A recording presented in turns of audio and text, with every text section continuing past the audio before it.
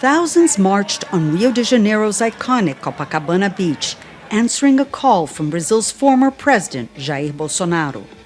The protest came just 9 days before the Supreme Court begins evaluating charges against Bolsonaro, which could land him in prison. He's accused of attempting a coup after losing the 2022 election to President Luiz Inácio Lula da Silva.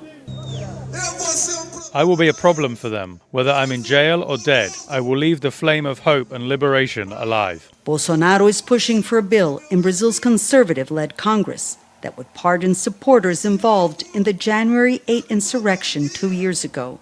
Hundreds of rioters have been tried and sentenced by the Supreme Court.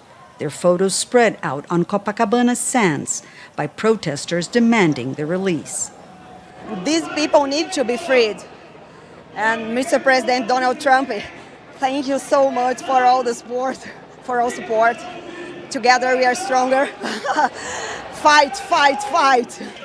Many demonstrators waved American and Israeli flags and wore T-shirts against abortion rights. They prayed for Bolsonaro's return to power. Many of the so-called rioters who were imprisoned were women carrying Bibles. How can they say these people were planning a coup? Despite Bolsonaro's strong base, prosecutors say the evidence against him is overwhelming.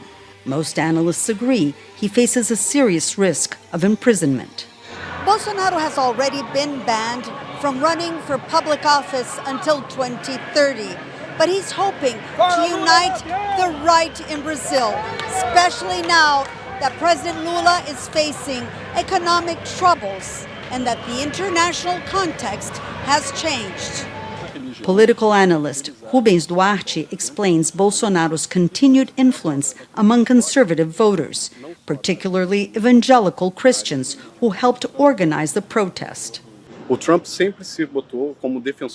Trump's portrayed himself as a defender of Christianity and Western values.